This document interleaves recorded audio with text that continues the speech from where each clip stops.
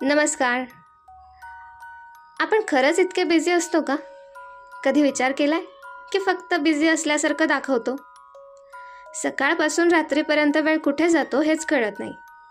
पण रात्री झोपताना स्वतःला नक्कीच विचारून बघा, आज मी माझ्या स्वतःच्या स्वप्नांसाठी काय केलं? उत्तर बहुतेक वेळा शांतताच असेल.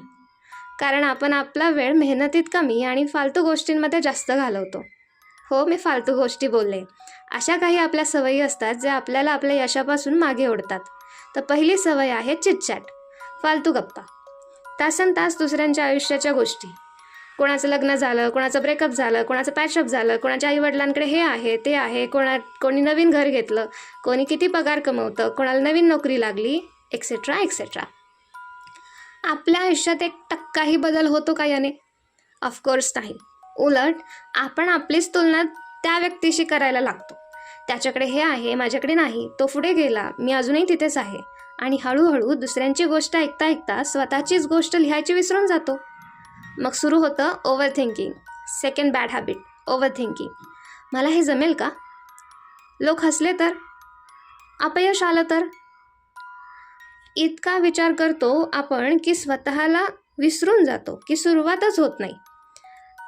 लक्षात ठेवण्यासारखी गोष्ट म्हणजे जगात जिंकणारे लोक सर्वात हुशार नसतात, ते सुरुवात करणारे असतात. आणखी एक सवय म्हणजे तक्रार करणं, कंप्लेनिंग. नोकरीची तक्रार, नशिबाची तक्रार, सरकारची तक्रार, घरच्या परिस्थितीची तक्रार. सगळं तक्रार केल्याने मन हलकं होतं नक्की, पण आयुष्य बदलत नाही. आयुष्य बदलतं जेव्हा आपण कारणं देणं बंद करतो आणि जबाबदारी स्वीकारतो. आणखी एक गोष्ट म्हणजे आपण हे उद्यापासून करू. प्रोकास्टिनेशन हा शब्द असंख्य स्वप्नांचा खून करतो.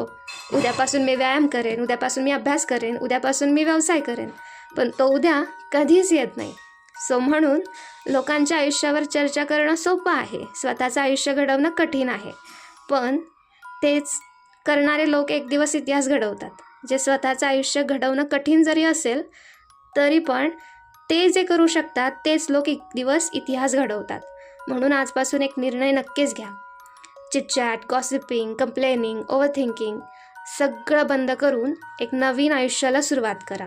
कारण जेव्हा आपण चिटचॅट, ओव्हरथिंकिंग आणि कंप्लेनिंग यामधला फरक समजून घेतो तेव्हा ऑटोमॅटिकली आपल्याला समजतं आपण आपल्यासाठी जगायचं विसरून गेलोय. योग्य वेळ कधीच येत नाही. जुन्या गोष्टी आठवत बसणं, तेव्हा असं बोलायला हवं होतं, तेव्हा असं करायला हवं होतं, मित्रांचं ऐकायला नको होतं किंवा भीतीमुळे गप्प बसणं, लोक काय म्हणतील या विचारानं अनेक संधी हातातून निघून जाणं.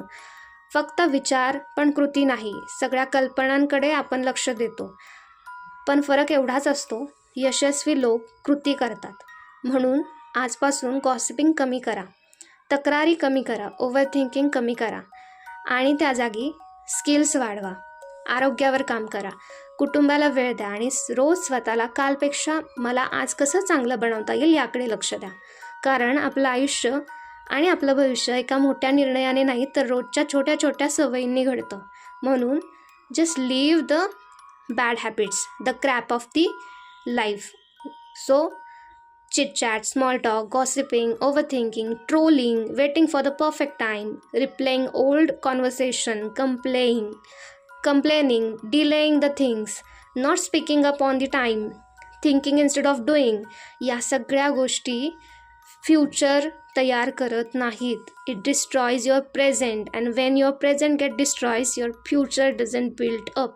That's why just focus on yourself. That was just a reminder for you. Thank you.